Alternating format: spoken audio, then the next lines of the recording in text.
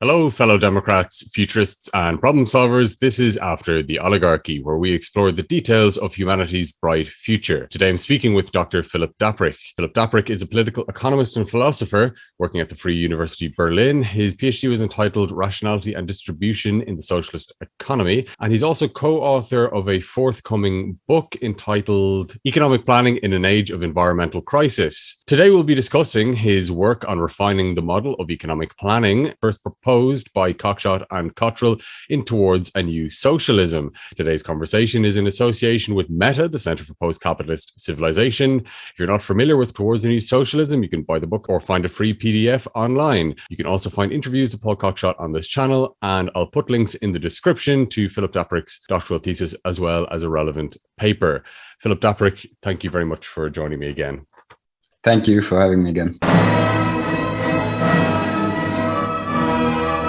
First thing I'm going to say is I really recommend that viewers watch the previous interview because they're not standalone interviews. We covered a lot of important stuff last time about opportunity costs, the motivations for your work. And really, if viewers want to understand what we're talking about now, they should watch that. So I'm just going to say that once. So today, there's two main things that we want to talk about. The first is we want to get into the details of the simulations that you ran to investigate your new techniques of opportunity cost valuations in the Towards a New Socialism model. And the other thing is we want to talk about a fundamental question, a fundamental problem in economic planning and central planning about choice of production technologies. Can you introduce the problem and how you approach it? Right. So one approach to planning has long been to use so-called input-output tables. And input-output tables, they are commonly published even by sort of Western capitalist countries. And they show you which industries use inputs from which other industries and which output, how much output they produce with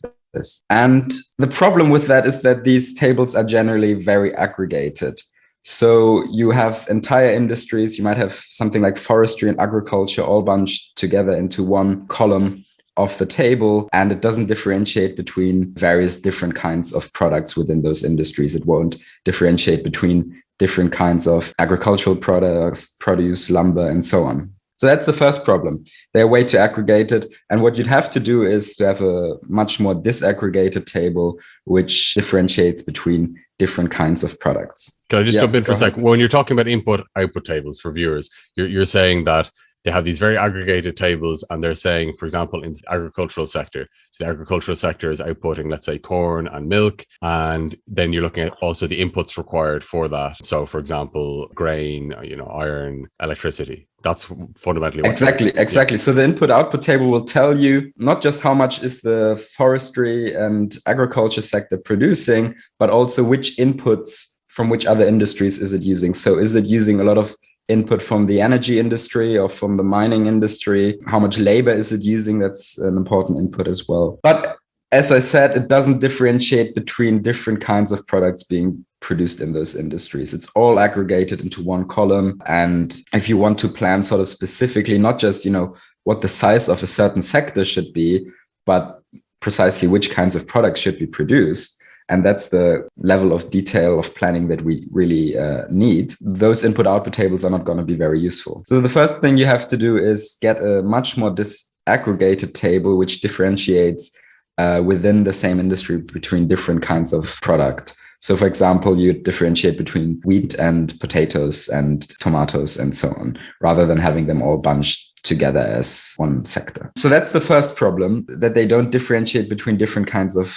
products. The second problem is they don't differentiate between different ways of producing that product.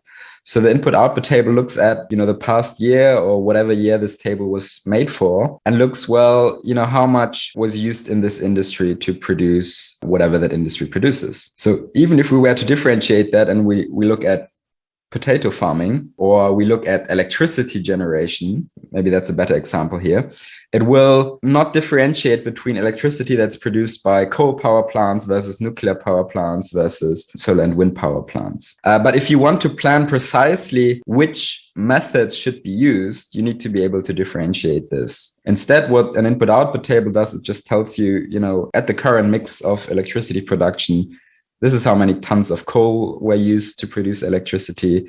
This is sort of how many wind turbines were installed and so on and so on. And this is how much labor was being used in the electricity industry. So you don't just want to differentiate between different kinds of products. Here we're talking about the same product, electricity, but there are different methods of producing it. And one of the fundamental questions, if you want to determine an efficient allocation of resources, is which of these methods should we be using? So we have to be able to tell them apart. And the way that I do that is so I kind of move away from these traditional input-output tables and instead have tables which don't have an entire sector or even a single product as one column, but instead have a production technique. And producing electricity with coal power would be a different production technique from producing it with wind power or nuclear power and so on. And each column would then list, well, with this particular kind of production technique, how much labor is needed, how much coal would be needed, how many wind engines would be needed to produce a certain output of electricity. And this can then serve as a basis for determining a production plan which precisely specifies which techniques should be used, to what extent, to produce the optimal overall output. So thank you for that overview. And let me ask, in a traditional input-output table, like you're saying, it's effectively a snapshot of the production techniques which are currently in use. However, if we wanted to devise a plan for the economy that was the most efficient, we would, of course, not only want to find the best distribution of resources given fixed production techniques, but we'd also want to pick what the best production technique for each good and service would be. So you're saying that part of how you approach this is that rather than using a traditional input-output table, you're now introducing or including separate production techniques into some kind of table or matrix. Like you said, you could have multiple entries for electricity 1, 2, 3, 4, 5, 6, 7, 8, 9, 10. So could you talk more about how can a planning algorithm actually choose between these different techniques, choose between one method of electricity generation over another? What I call a plan in the end is basically a specification of which production techniques should be used at which intensity. So intensity here means if you use it at an intensity of 1, then you'll have exactly sort of the input stated in the table and the output stated in the table. If you use it at an intensity of 2, that means you're using it twice as much, right? Which means you have twice as many inputs, twice as many outputs. So a plan in the end is supposed to specify which of these techniques should be used at what intensity. And the idea is that you calculate the plan which uses the mix of techniques which maximizes the overall production output. And that can be calculated using linear programming. So you can determine the optimal plan, i.e. the mix of production techniques which maximizes overall production. So in order for this to function then, presumably, let's say in the real world, then there would have to be some kind of register or list of available production techniques. So how could we imagine that operating? If you want to imagine sort of some kind of central planning agency being in charge of this planning process in some sense, or administrating it, they would need to have this table which lists all sort of the available production techniques, or at least the ones which sort of plausibly could be used in an optimal plan. They need to have all the entries, so they need to know which resources are being used and which output is being produced like that by that, right? The way that I imagine that this table would be created is, well, you could have various production units communicating sort of what production techniques they have available, or you could also have research centers which sort of continually come up with new methods and which would then perhaps in an experimental fashion determine the resource usage of those production techniques, how much can be produced with those resources using that technique, and then sort of communicate that to sort of a central computer system where this would then be entered into the table. I'm thinking about computation here. And of course, probably the great attraction of using these Leontief style input-output tables is that they make computation of a comprehensive plan so much easier. Now, if you introduce multiple production techniques, multiple production vectors for each product, that's obviously going to make it more computationally complex. So What are your thoughts about this? Is it still feasible? And if so, how would you quantify that? I think actually the biggest increase in computational complexity comes from differentiating between different kinds of products within the same industry, right? Because that will, so a typical input-output table will have maybe 100, at maximum maybe 500 different industries, but there might be hundreds of millions of different kinds of products. So that will massively increase the size of the table and thus the computational complexity of the problem that has to be solved. The different kinds of production techniques, well, if we maybe imagine that there might be like 2 or 3 on average different ways of producing a product, that will of course increase it further, but that's probably not the most relevant factor here, right? The differentiation between different kinds of products within the same industry will probably, at least that's my guess, be the bigger factor here. So the answer is yes, absolutely. That increases the computational complexity and increases the length of time that a computer would need to solve these kinds of problems. Yes, certainly disaggregating the products has an enormous effect. And that's very relevant. I'm asking particularly about different production techniques because I think Cockshott and Cottrell have very convincingly argued that, let's say, without multiple production techniques, a comprehensive plan can be feasibly calculated for on the order of 100 million or a billion distinct products. And what you're saying is that if we have, say, a handful of leading candidates for production techniques, because it's not necessary to list every single production technique available, including all of the ones which are really inefficient. There's probably a handful of ones which are more or less equally successful. Maybe one is better in one aspect, another is better in another aspect. You're saying that, let's say, if these additional production techniques are on the order of 10 or less, then you're just looking at multiplying the calculations by a factor of 10. Exactly. So I think potentially imaginable production techniques can be already sort of excluded from an engineering standpoint because we already know that, they use a lot of certain resources. We could in theory produce electricity by having hamsters on treadmills or something like that, right? But we know that's not going to be an economically viable and feasible way of producing electricity compared to nuclear power or wind power or something like that. So I think a lot can be excluded already. And I actually think that there's a way to sort of also formally calculate that without already sort of having to do the optimization, which is if you had, based on past plans, for example, you were able to calculate the opportunity costs of not just various products, but also of inputs for these products. We talked about opportunity costs in the last part. So if you were to calculate that opportunity cost, you could also use that as sort of a cost indicator to give you a vague idea of the costs of different inputs. And then if you notice, this production techniques, it uses a lot of this really valuable, scarce resource that has a very high opportunity cost that we really need somewhere else, right? Then you can maybe already preclude that from the list to begin with. And, sort of that's not going to be something that would be used in an optimal plan anyway. So you're saying that the opportunity cost valuations could be used to screen for efficient production techniques. Exactly. Yeah. Okay. And actually on that point, so firstly, I'm just trying to picture the introduction of these multiple production techniques for each product. Is that essentially functioning like you're adding, so rather than say having electricity as an entry, it's almost like you have now multiple products. We know that they're electricity, but in mathematical terms, it's like there are. Well, so you need a way to specify to the algorithm, to the computer, that these are the same product, right? Because this will be relevant when calculating sort of which techniques should be used and how much do we need of a certain product and so on.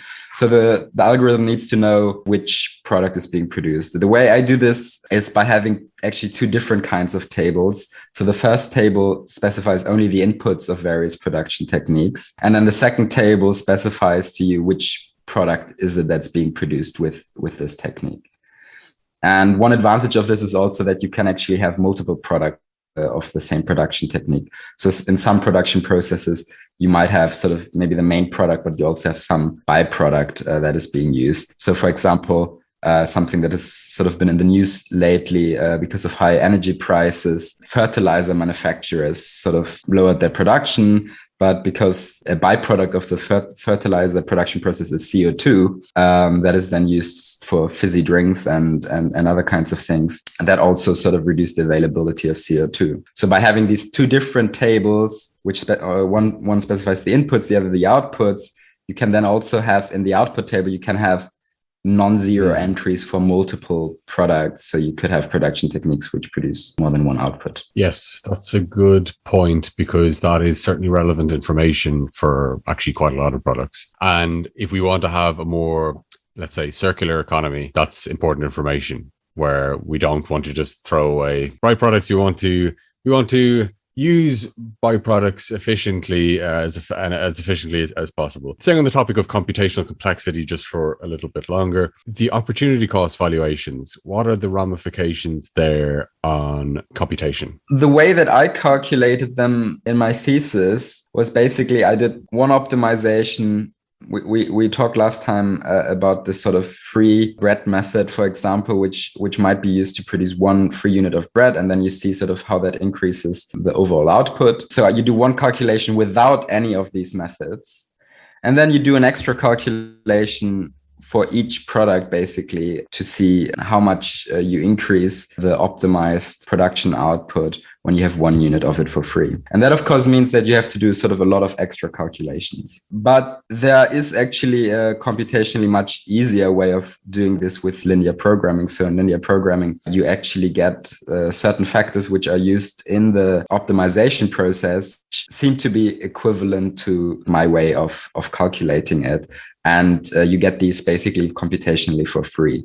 So there isn't any sort of significant increase in the computational complexity if you also want to calculate these opportunity costs. So what you're saying is that you can actually introduce, say, change from labor time calculations to opportunity cost calculations, which on the face of it would seem to require a lot more computation. But actually, at the end of it, these two methods, labor cost and opportunity cost, actually end up with roughly the same order of computational complexity. Yes. So at least that's the case if you use linear programming. Mm-hmm. The problem is that linear programming still seems to be a bit too complex for sort of the number of different products and production techniques that we have to consider. But there are sort of better ways of doing that. So Cockshott and Cottrell proposed this harmony algorithm. I think Paul Cockshott was actually the one that developed this, which is more computationally efficient than linear solving these kinds of planning problems. What I don't know is whether there's also a way using the harmony algorithm to get these opportunity cost factors. So I think that's something that sort of still needs to be looked into, is whether in the end you can also get these for free using an optimization method, which is sort of sufficiently computationally efficient to calculate a plan for sort of millions, hundreds of millions of different products and production techniques within sort of a time frame that's acceptable. Okay, so what you're saying is that the opportunity cost valuations actually do add in significantly more computation. So this is a topic for future research. Well, they don't add anything if you use linear programming. But the question is, well, is linear programming actually fast enough to solve these kinds of problems? And Paul Cockshott suggests that actually with linear programming, it would still require too much time to solve these kinds of problems, too much computer time to solve these kinds of problems. And you actually need a more efficient algorithm. And he proposes the harmony algorithm, which does solve it in time. So the question is whether what's true for linear programming is that you can basically get these valuations for free, whether that is also true for the harmony algorithm.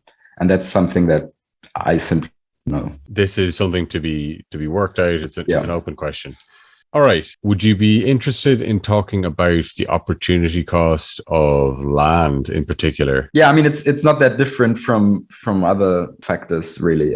But we could briefly talk about that. Yeah, it's basically the same process. Yeah. So the idea would be that you consider, well, if we had sort of 1 unit of land extra, right? How much does that increase production? Okay, let's park that for now. Because that requires us to go back through all of the technique again. Okay, so last time we discussed in depth the method that you've introduced to calculate the opportunity cost of different resources, different goods and services in a democratic central plan. But also you did some simulations to investigate this, and we didn't really talk about that much. So would you like to talk about that now? Yeah, sure. Do you want me to just briefly outline? Yeah, please. Okay. The basic idea of the simulation, or the sort of motivation behind it, is I wanted to see how the composition of products that is being produced will differ in the traditional labor value model and sort of my model using opportunity cost. And specifically, I was interested in seeing how emission rights, if you constrain the allowable emissions for the economy overall, you put a cap on emissions, how does that affect which kinds of products are being produced? And I thought the best way of testing that would be a computer simulation. So the computer simulation, on the one hand, exists precisely on sort of, or at least sort of a simplified version of the kinds of planning algorithms that you would apply in the real world, on the one hand. And then on the other hand, you need to also consider the behavior of consumers. And of course, in a computer simulation, you don't have real consumers. And in the real world, you would. So these would be real people going to the supermarket, deciding what to use their vouchers or tokens or money or whatever you want to call it on. But for the purpose of the computer simulation, I devised sort of a very simple agent-based model which simulates, so to say, the behavior of individual consumers. And then you can observe, well, with consumers behaving in this way, how would the planning algorithm react to that? How would it change the composition of products that are being produced? Can we just take a brief detour here, which I think people might find interesting? So some people will know what agent-based modeling is, but others won't. And I just think it would be interesting if you just explained briefly what that is, because it's a different kind of modeling than has traditionally been done for decades and decades. And it's something that's become a lot more popular now, particularly in economics. So yeah. So with agent-based modeling, you're basically modeling individual agents, right? So you're saying, okay, well, we have maybe 1,000 different agents, and we're going to sort of model for each one of them, how are they going to behave in a certain situation? How are they going to interact with each other, with the environment, and so on, right? Which choices, which decisions are they going to make? And of course, then you have some sort of things about how people will react to various circumstances. And there might also be an element of chance. So my model does include an element of chance as well, but with probabilities of various decisions depending on certain circumstances and also certain factors you can pre-specify as someone running this simulation. Yeah, so so people can picture this who aren't familiar with it. You could imagine, for example, doing, well, if you're one of these evil security, inverted commas, corporations trying to prepare the oligarchy to deal with the various uprisings which are due to happen in the coming century. You can imagine a crowd control simulation where you have individual people, and you can imagine looking at them, and then there are simple rules which govern their behavior. Like, if they're enclosed by a certain number of other agents, they might act like this, and so forth. And so you program in these very basic rules for what they're going to do, and then you just watch what happens when you throw all of these marbles together, basically, and they interact with each other, and sometimes very surprising things can happen. Okay, well, anyway, that's agent-based. Exactly. That's agent-based modeling. But so you're talking about using that to model consumers in the simulation. So please continue. So in my simulation, the basic idea, or what I wanted from the consumers, is I wanted their decisions to be price dependent. So basically, what that means is that if the price of a good increases suddenly, they should be less likely to buy this kind of product and maybe choose some alternative instead, right? And it was the basic idea. And the way I did the model, because I wanted to keep it very simple, it is price dependent. So you get exactly sort of this result under sort of very specific circumstances. But as long as these are met, then you get significant price reaction of consumers so that they're less likely to buy a product if the price of that product increases. But some still will buy it, right? So some people will still buy a product even if it's ridiculously expensive. And the real world equivalent would be someone who values this product so much that they're willing to pay even a very high price for it. And you get some people like that. And you get that in the simulation as well. The way that I've done this is basically each consumer has a sort of infinite shopping list, and this shopping list is ordered. So the consumer, and it's sort of procedurally generated, you generate sort of as much as you need basically until the consumer stops shopping. And you start off with the first item on the list, and that's sort of, the top priority for that consumer.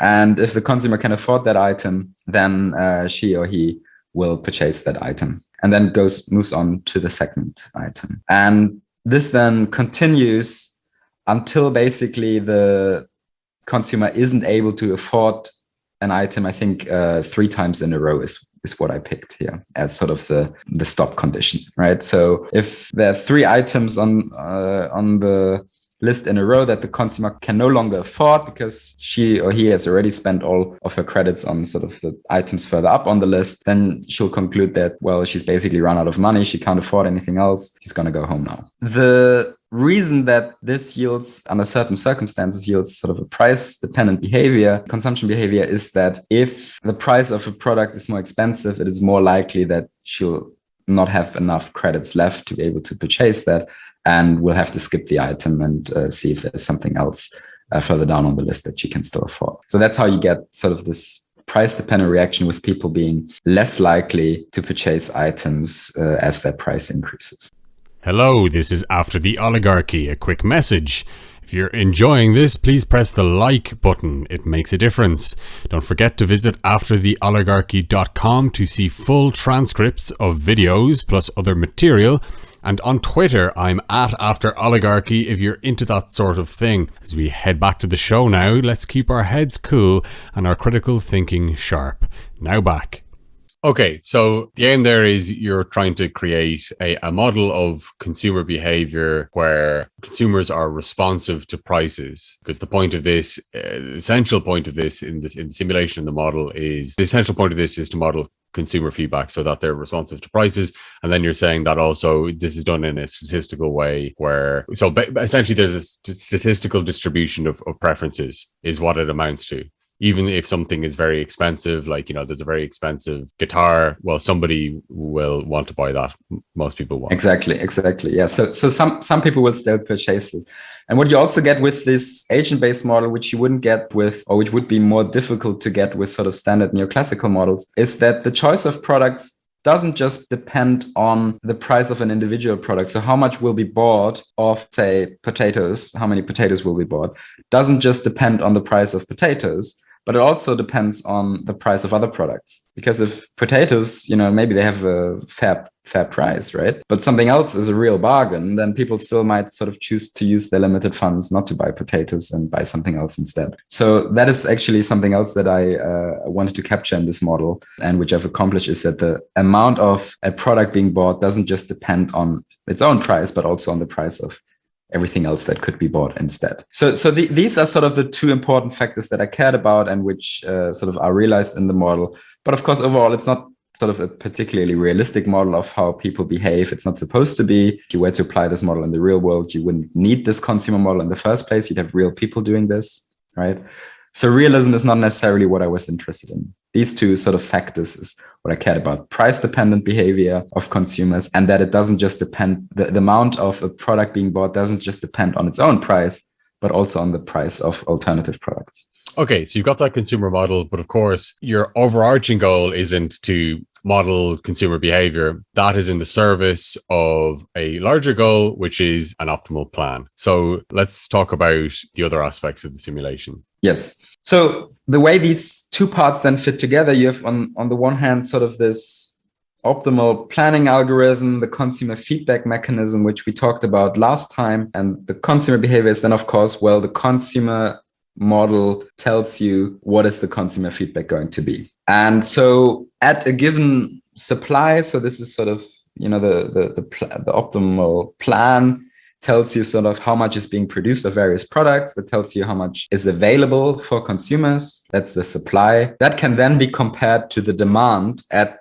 a certain price level. So you market the consumer products at certain prices to consumers, and you see, well, what is going to be the demand for various products based on the consumer model. So then you have supply and demand. And you can compare these, and you might observe, well, actually at the current prices, the demand for a product is really higher than the supply. And then based on sort of one of these two feedback mechanisms, which we talked about last time, you'd adjust the price to try to balance supply and demand. So you would, in this case, increase the price. And because the consumer model is reactive to these prices, that means demand will go down. If the opposite is the case, so actually at current prices, the demand for a product is much lower than what's been made available through production, than the supply, then you actually lower the price to encourage sort of more consumers to pick these kinds of products so that they don't go to waste. So that's the first step, this comparison of supply and demand. And this is really where the consumer model interacts with the planning algorithm and the feedback methods that we talked about last time. And this is then done 30 times. So you can imagine that this is sort of 1 month consisting of 30 days. And every day we sort of adjust the prices somewhat to try to create this match of supply and demand. And what I found in sort of the very simple simulations that I run is that usually after around 20 days, you'd have pretty good match of supply and demand. I took a few extra days. I took 30 because I also thought, that fits well with sort of 1 month. So we can maybe better imagine that. And so after this 30-day period, usually you'll have the market clearing prices, which match supply and demand. Now you know what the market clearing prices for a product are. You can also calculate the opportunity cost in the way that we discussed in the last interview. And now you have to make them comparable. So the way that you do it is you now have the market clearing prices after this 30-day period. And you can also calculate the opportunity costs in the way that we discussed last time for various products. You now have to make these two comparable because they might be on a sort of a completely different scale. So you want to what's called normalize them, bring them sort of on the same level. And the way that I do that is sort of I modify the opportunity costs such that the relative costs of various products remain the same. So if one item costs twice as much originally as another item, those relations will be maintained, right? But the overall cost of all the different products that have been produced will be the same now after normalization as the overall price at the market clearing prices of all the products that are available. And this way you maintain the proportions of different costs while having them sort of on the same scale as market clearing prices, so that market clearing prices and opportunity costs of products can now be compared. Sorry, just to make that concrete. So go ahead. For viewers, so, if you've calculated that the opportunity cost of bread is, I'm just going to pick random numbers, is €1,000 or 1,000, let's say, and you have potatoes, the opportunity cost is €500. But if you look in the shop, then price of bread is €1 and the price of potatoes is 50 cents. So first of all, you're saying that the proportions are the same. The relative prices in a way are the same, but you can't compare an opportunity cost of bread, which is €1,000 with the price of bread, which is €1. That'll end up with nonsense. Well, so I mean, the proportions won't necessarily be the same with opportunity costs and prices, right? So it might be that the cost of produce. So at this point, at least, right, it can still be the case that the cost of, what were the examples that you gave? Bread and potatoes, yeah.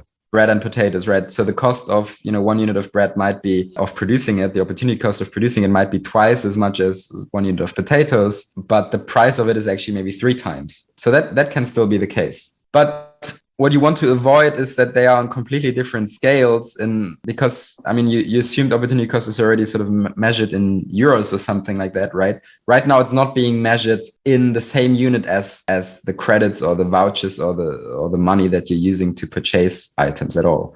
They're not measured in the same unit. So you have to make them comparable in some sense. And as I said, so the way sort of doing it is not to change the proportions of the cost. So that would stay 2-to-1, even if the price is 3-to-1, right?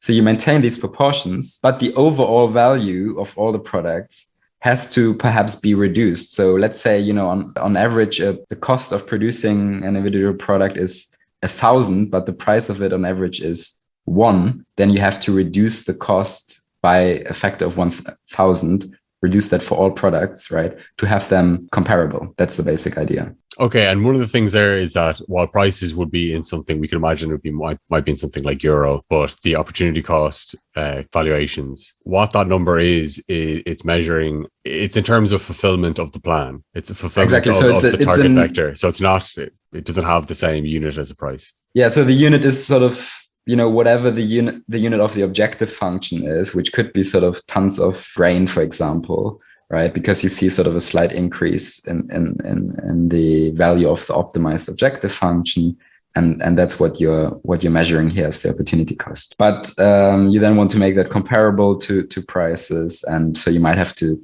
scale the opportunity costs down a bit or scale them up, right, while maintaining the proportions. So you might increase them by a factor of 1,000 or decrease them by a factor of 1,000, something like that, such that in the end the overall cost of all items available is the same as the overall price of all items available. Okay, so what's the next step?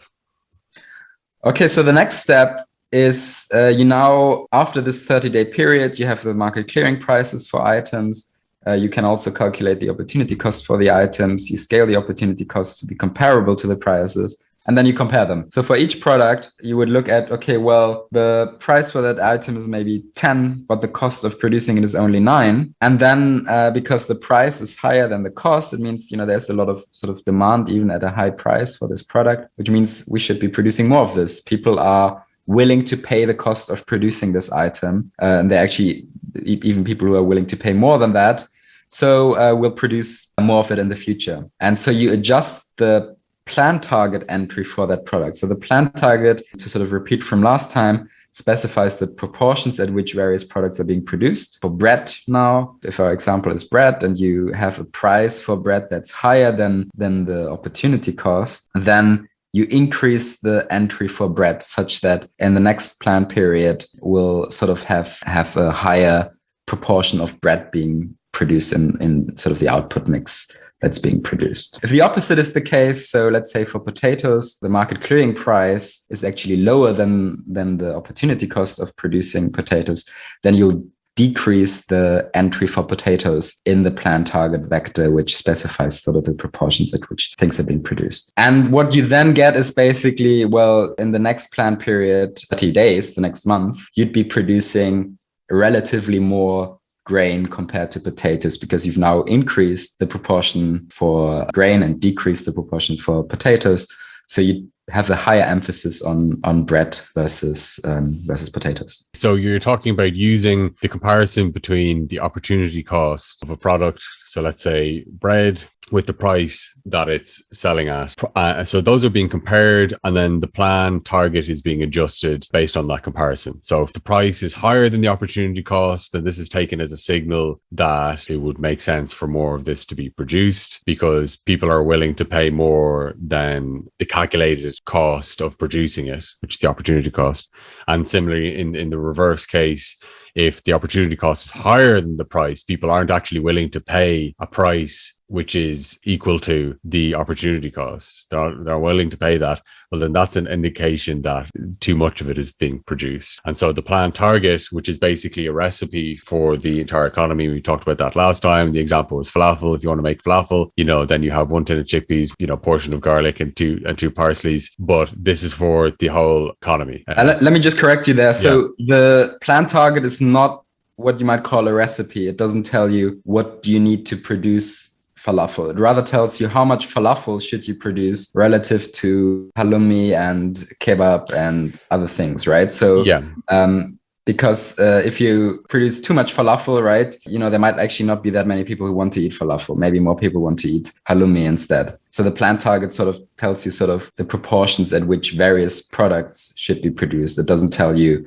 that's a different table. The input table would tell you what you need to produce it, right? That would be the recipe. But the plan target tells you how much of various things to produce in proportion to other things. I'm talking about in the economy. What I was trying to get across, we went through this last time, which is that if you're producing 1 unit of potatoes, then there will also be produced 2 units of iron, 5 units of bicycles, 3 units of electricity. And so, like you said, they're fixed proportions. So that's where I was going wrong with the recipe is that it scales up in fixed proportions. But anyway, the point being that comparing the opportunity cost of the prices, this feeds back then and changes that target, that plan target. So the proportions will change. So if people don't want bread, then the amount of bread in this plan target will decrease. Okay, so now, now what? Yeah, so now you change the plan target. So you change the proportions at which various consumer products are being produced to basically the idea here is to adjust them to what people actually want and need, right? And then you have a new plan target. And based on that, you can then calculate a new production plan for the next period. So you had some initial plan target that you started off with. So you're now changing that plan target, somewhat adjusting that in response to the behavior of consumers.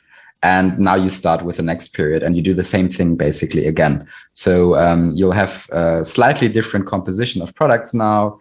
You'll again market them to consumers. Every day you adjust the price until you approach market clearing prices. And then at the end of the period, again, the same for the third period, you would adjust the target and recalculate the plan. So each plan period, you get a slightly different composition and it keeps sort of being adjusted to match what consumers actually are willing to spend their vouchers or credits on. So the way you've done this is, I mean, you said there that the consumer model runs for 30 iterations, which we could think of as 30 days or a month. And so, consumers going into shops and buying things and, liking the prices or not liking the prices and changing their demand. But if we just think about the real world, I mean, would you envisage this model applying in real life in a similar way, that the plan target might be updated once a month? Or is this just the way the simulation functions? Yeah, so this is just the way I did it in the simulation.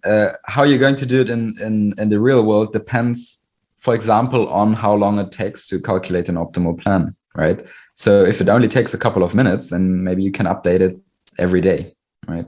If it takes a couple of days, then maybe once a week or once a month is more realistic. But I needed to choose some number here, and also the other factor was I wanted, for the simulation at least, sufficient time for prices to adjust to market clearing prices before I calculate a new plan. So that's why I chose this sort of 30-day period. In the real world, of course, you could adjust it depending on how fast market clearing prices or how fast prices approach market clearing prices, how long it takes to calculate a new production plan and so on.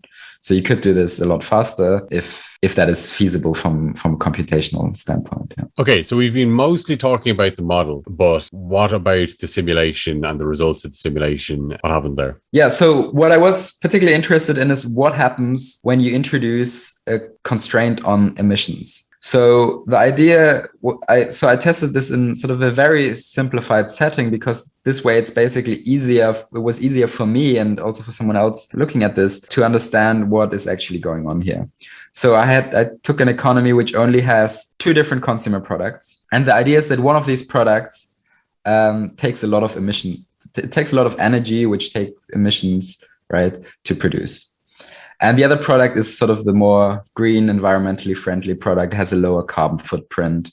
Right. And I wanted to see, well, if we now introduce a constraint on emissions, how does that affect the proportions at which these products will be produced? Will we produce more of the product that has actually high carbon emissions?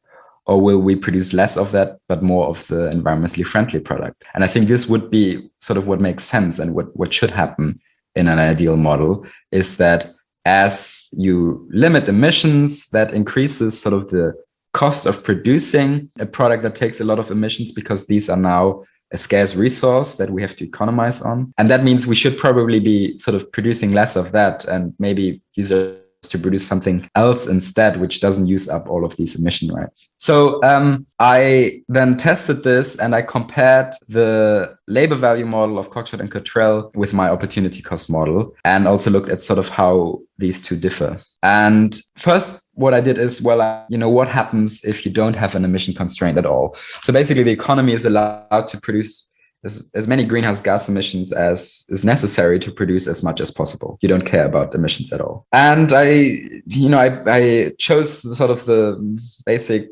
parameters of the simulation such that under these circumstances, the proportions of A and B being produced are 1-to-1. So what happens is you produce one of the environmentally destructive product. So maybe this is meat, which sort of has a higher greenhouse gas emissions than maybe the vegetarian option, which has lower carbon emissions. Right? So you produce 1 unit of meat for every unit of the veggie option, right? And that's when you don't have an emission constraint. That's exactly the same in the labor value model and in my opportunity cost model.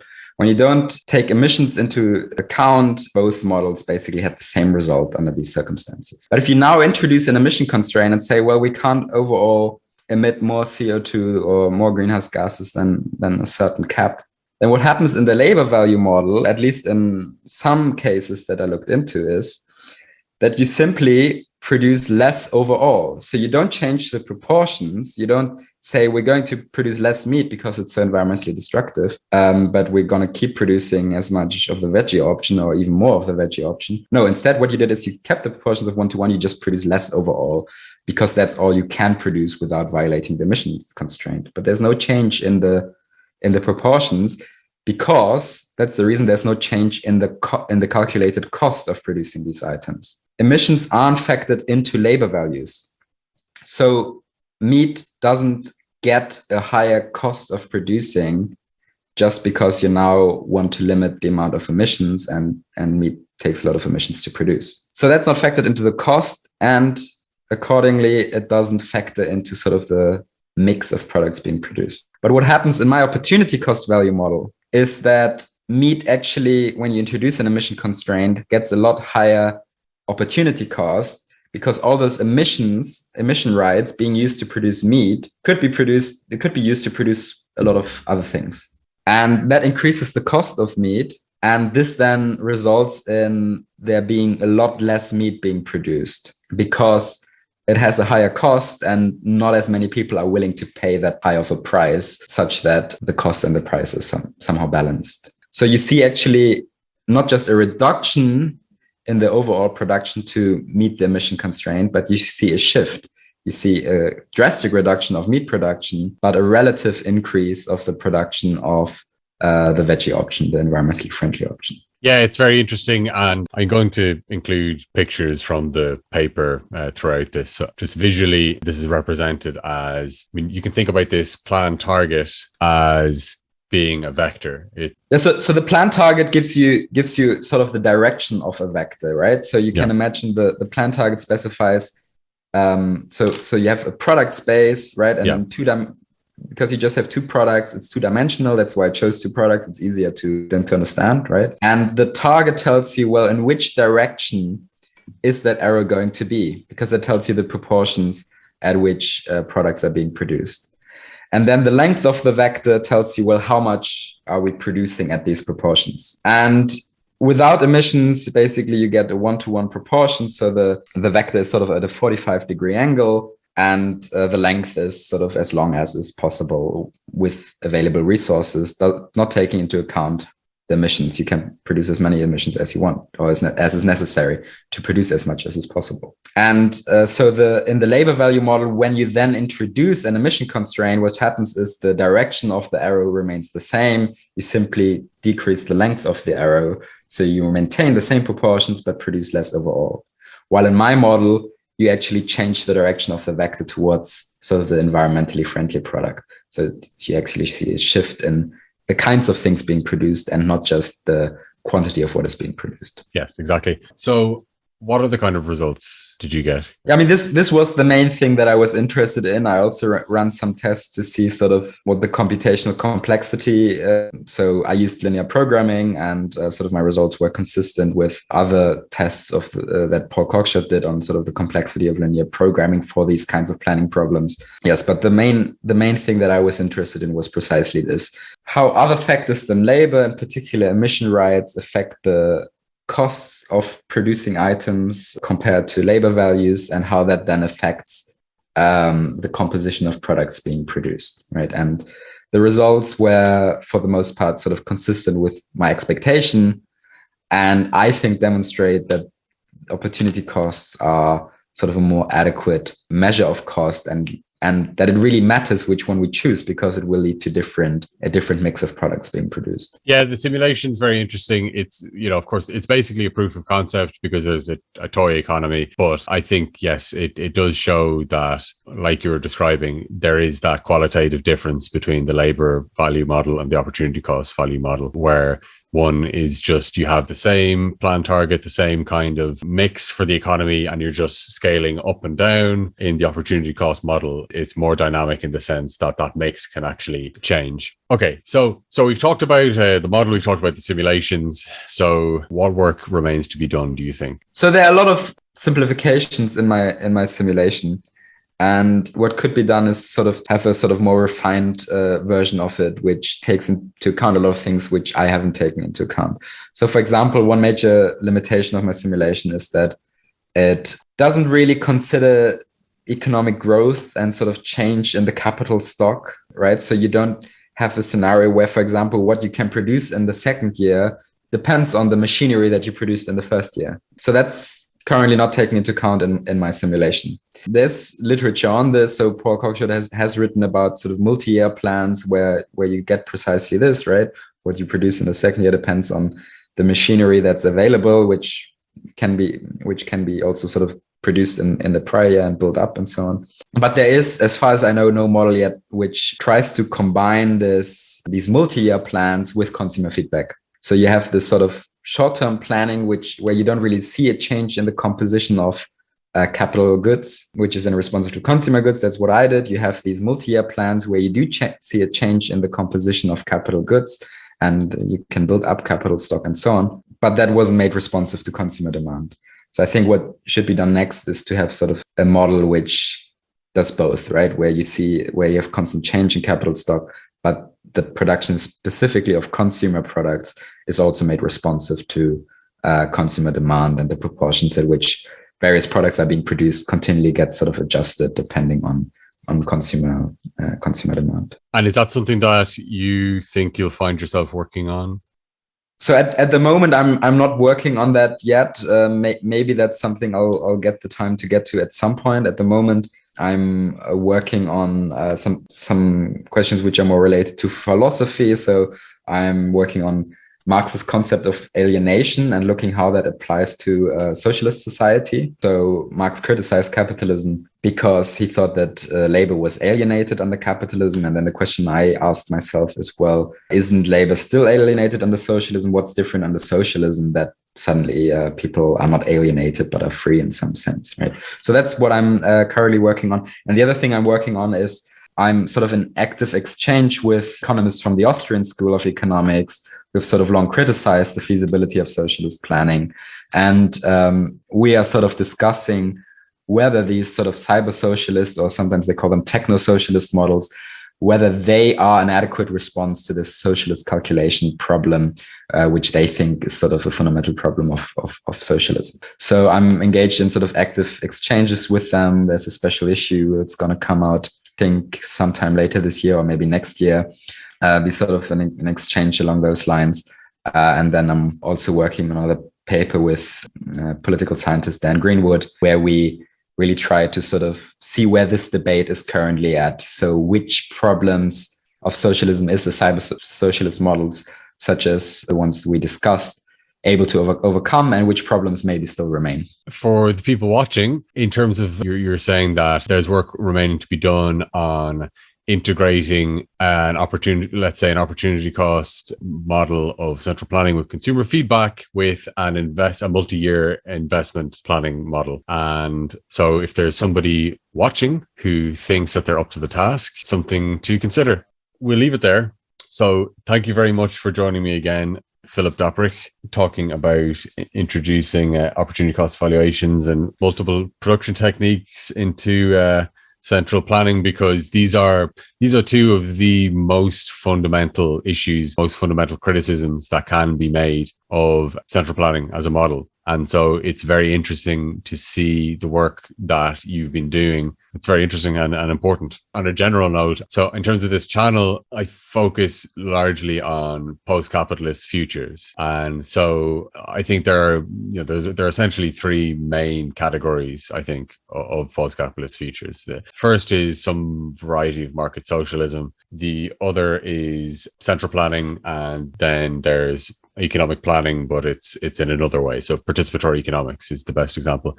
And what I'm interested in is in each of these models being developed to its greatest extent. I think we all benefit from that. I'm not interested in just picking a horse and following that. I certainly have opinions on what I think is good and bad about each of these. I think that the work you're doing is very important, is what I'm trying to say. Yeah, thank you very much. No, and I agree that it's important, to consider sort of different models. And obviously I have a horse in this race, but I'm also always interested in engaging with alternative approaches. And I think there's, for example, a serious debate to be had about sort of the role of markets that they can and maybe should play and under socialism. Obviously, under certain circumstances, they, can yield sort of efficient outcomes.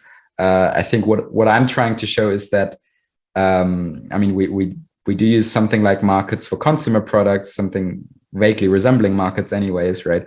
What I'm trying to show is that, actually, maybe you don't need markets to determine sort of an optimal plan. Maybe you can actually do it in another way as well. But even if that's right, that doesn't necessarily mean that it's the best way. So I think, we need to look into other models as well, and need to have these discussions. And it's good that people are working on other proposals. Okay, but it's been great to talk about your proposal. And so thank you very much for joining me. Yeah, thank you so much. It was a very, very pleasant discussion. Thank you for watching. If you got anything from this video, then please press the like button, consider subscribing, and if you really enjoyed it, then repeat every word at the top of your lungs like they did in Occupy Wall Street. There's a lot more to come. We'll keep exploring better futures for humanity until we get there. And as always, I want to hear your thoughts in the comment section below. This channel has a wonderful audience, and there are usually some very interesting comments under the video, so let's continue that. That's all for now. Our democratic future lies after the oligarchy.